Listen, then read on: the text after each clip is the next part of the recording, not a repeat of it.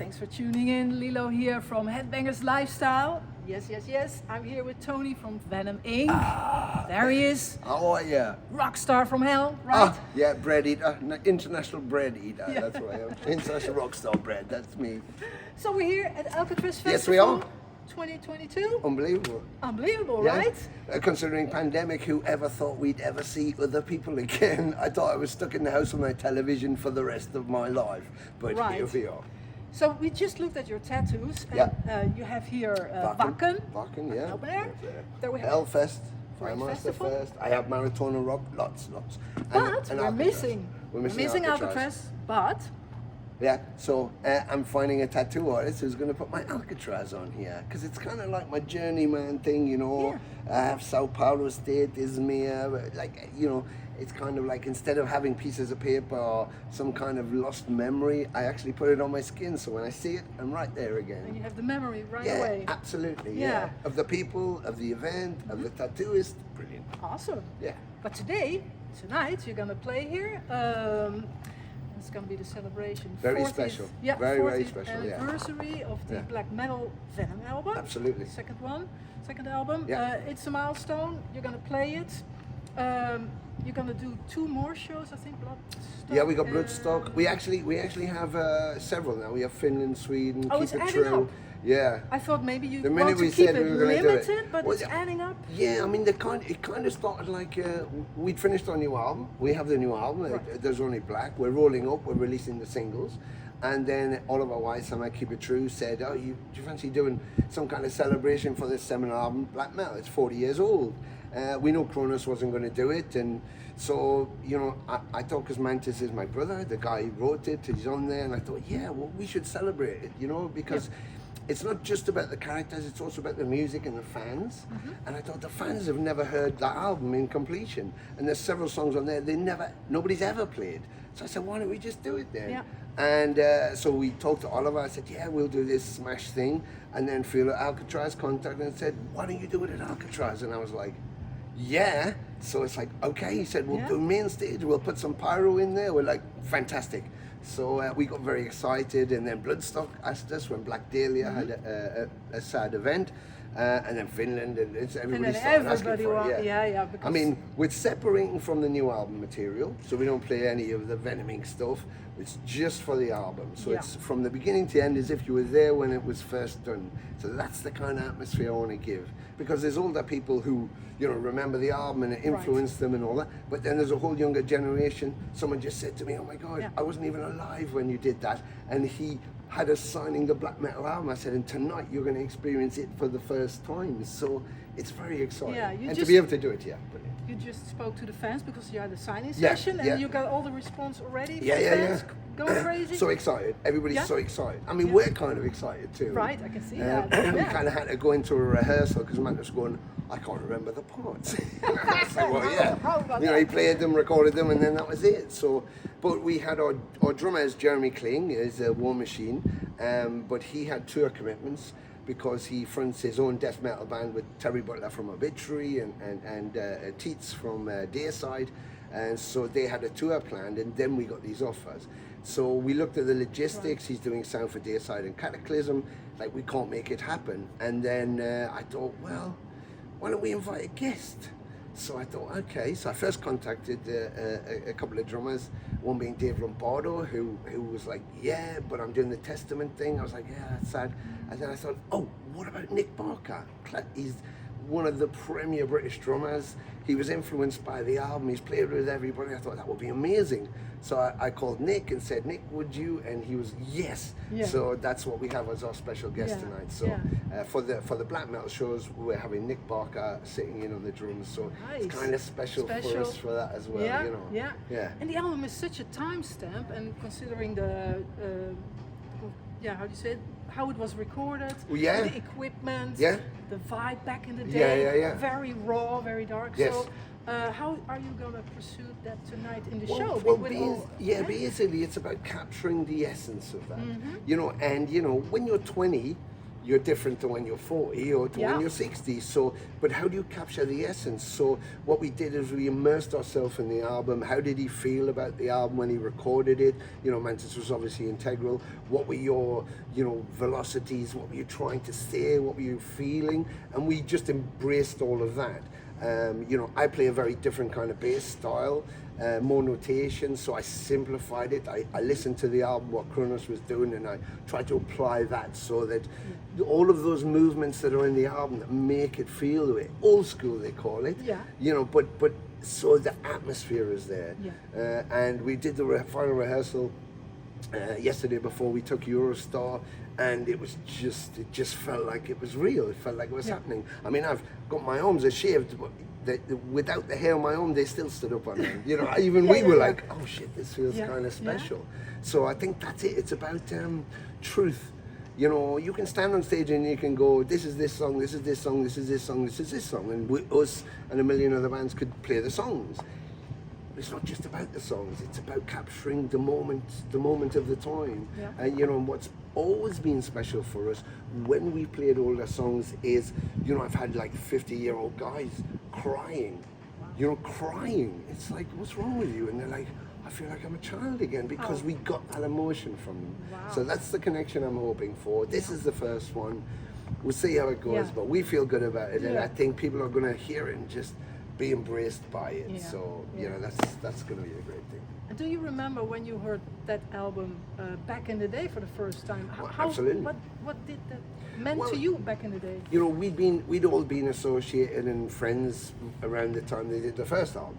So you know, I was very aware they were doing the next album, and I was actually in the Venom offices, you know, just hanging out when they were coming in and out of the studio, when they just recorded this or just recorded that.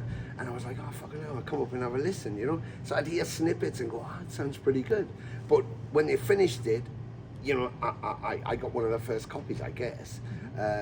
You know, just stole it from the record label as soon as they came in and went, can I have this, Dave, who was the owner? And he went, yeah, whatever. So I took it home. But the minute I put it on, there was something magical about it. You know, now with extreme music, you know, there's a million amazing artists, incredible musicians, incredible music and artworks, but then this black slab of something called black metal with this, you know, this satanic goat on the front. It was simple, but there was something really, really disturbing about it and wonderful at the same time.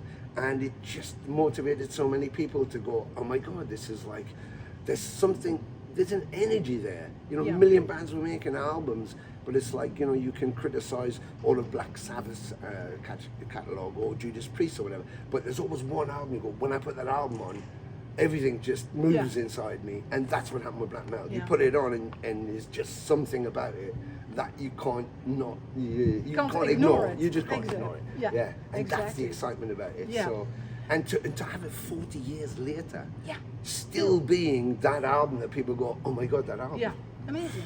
It's fantastic, isn't it? It's like all of those classics. Yeah, it is.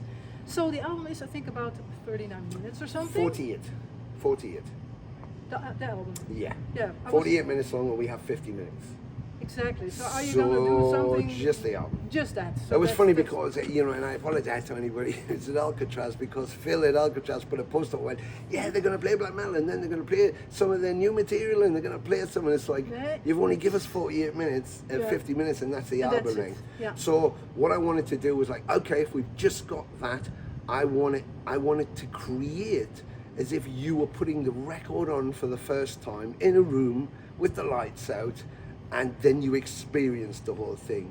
So there'll be very little talking in between. I won't be like, hey, how you doing? It's hot. Have you had a nice day? None of that. It's just as if you were there and we were actually playing the album for the first time to you. That's what I want to create. So at the end of it, we even do it while we're Satan, so we roll into it while we're Satan, so the whole thing should feel like an experience. Very special. Nice. And you were just talking about before about the special camera thing that people can experience to be in the pit. That's going to use it. It's amazing. Show. The guys just showed us, and it's like basically it's a virtual reality thing. So when you're in the mosh pit, because you know some of us are a bit old and we don't want to get thrown around by the young ones. But if you don't want to get into the mosh pit, they have this virtual reality goggles. So they have a guy in the mosh pit with a 360 camera.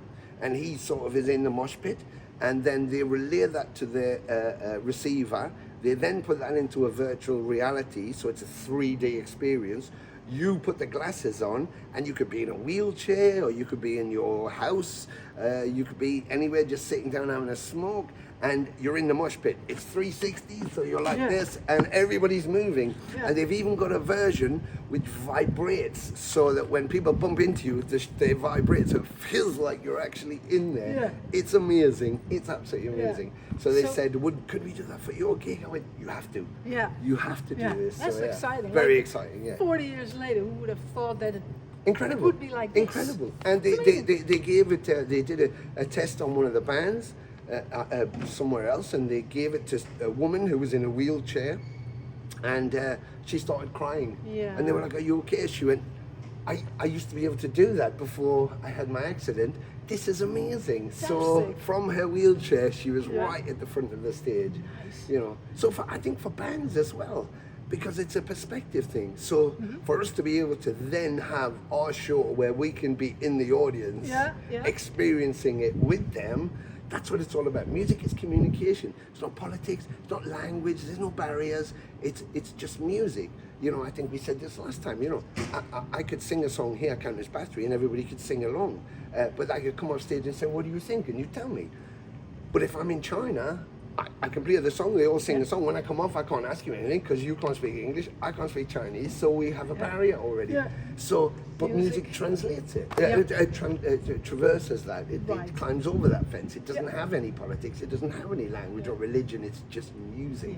And so, I think this 3D virtual reality is an extension of that.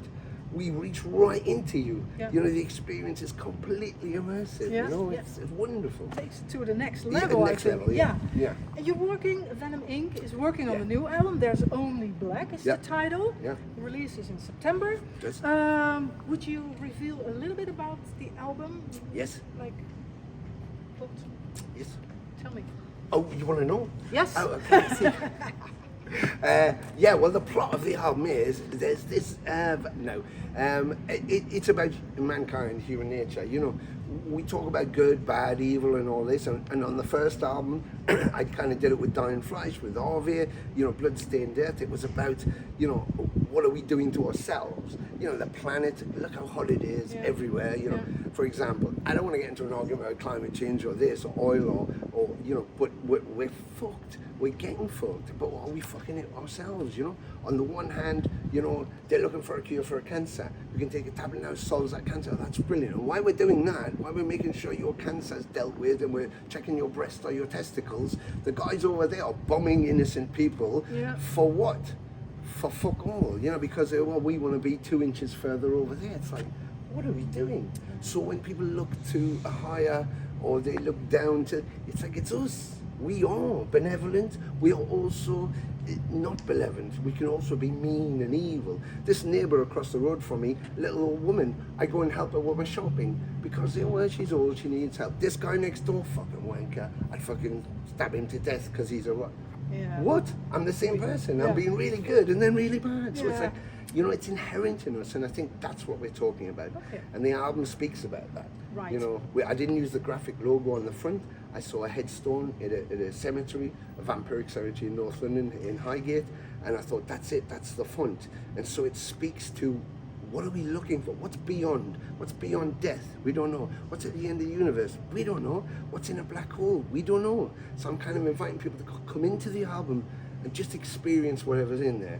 Maybe it'll help you, maybe you'll find something you were looking for, maybe you'll find nothing, but come in, you have to experience it.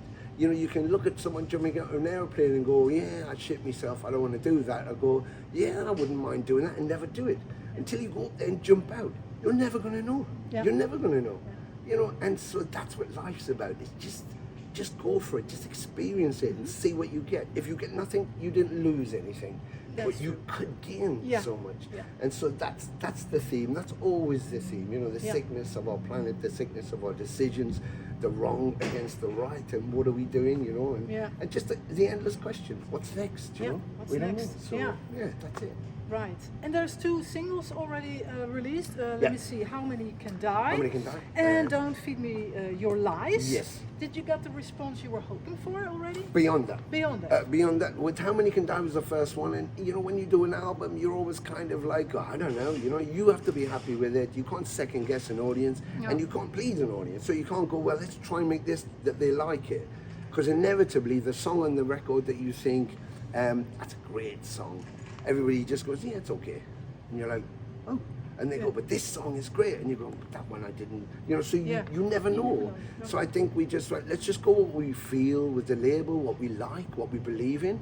They selected the singles that should go out. We put the first one out, it was a great reaction, 60,000 streams, and it was like, wow, that's great. We put the second one out, 200,000 streams in the first week. It was like, eh? And the response was like, oh, wow. Now we have the third one ready to go out, because it's like 2 AA singles to get us to September. And the third one goes out on the 17th of this month. That's called Come To Me, and that one's a bit darker. Okay. So, you know, I guess Don't Feed Me Your Lies, which ironically is written about somebody we know, you know, kind of the way they conducted themselves.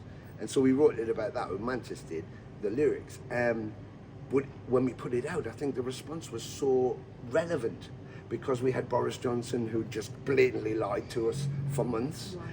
There was Donald Trump, Joe Biden, the right and the left in America. There was like the politics in Germany. There was Russia, Putin. It was like, hang on, you know, before all of these leaders, all of this, you know, oligarchy, you know, were lying to us, and we were like, lying motherfuckers, and you know, they're making money off us. But we didn't kind of prove it. We just were like silently knew it was happening, and we got on with our lives. But it seemed like the pandemic, it just highlighted that the poor were getting poorer, the rich were getting rich off the poor, and all the prices went up.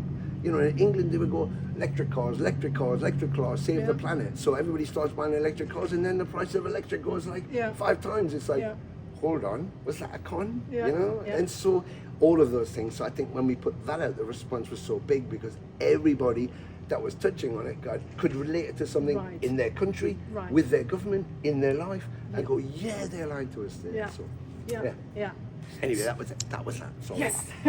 So it might be, you know, black as hell in the world of Venom Inc. with the album, but I guess your personal life, it has a brighter side, of course. Does it? I hope so. Oh, so do I. Yeah? No. Well, yeah, I mean, you know, I'm a people person. I love people, I love music, and I love touring, traveling, you know, the food, the culture, the people, you know, the friends have become family, and families, you know, and so I love all that. So to be able to do that again is always the brightness, you know. I guess, you know, I kind of, like Lemmy, it's like I want to live doing what I do, because it's something new all the time. Every day is different, you know, I don't repeat the things, and it's very exciting, and it's good to be part of that. You know, so, but I think the darkness is always with us, you know. We've lost so many heroes, we've lost so many musicians to suicides and people from the pandemic, you know. I lost a lot of friends, and, you know, John Zazula, Marsha Zazula were like very close to me, and, you know, they passed, and family members, my mum, my dad, both died during the pandemic, so you're like, wow. But life goes on, you know, life goes on again. You don't know what's around the corner, you don't know what's going to happen. And Mantis had his heart attack, and he physically died, you know, 4 years ago, but here he is today. So he feels a bit different, but, you know, it's like you've got to embrace it while you're here, because it could be over in a second, and you never know when that's going to happen. So, so... Good advice. Yeah. Good mindset. Just be happy when you can be happy, and when it's bad, just pass it away. Yeah. Listen to Tony. Yeah. Right. Thank you so very much. Thank you so very much. And I hope you had a great show. Enjoy it. Yeah, well, I hope you enjoy it, and I hope you guys enjoy it. Of course. Thank you so much again for this. It was wonderful. Thank you, Alcatraz, for having us, and thank you guys for just being there. I hope you enjoy the album. I hope you enjoy the show. Keep following this young lady, and be good, and we'll see you on the road. And thank you for watching Headbangers Lifestyle. Yeah. This is Lilo from Alcatraz 2022. Yeah. And she got it right. See you the next time. Yeah, 2023.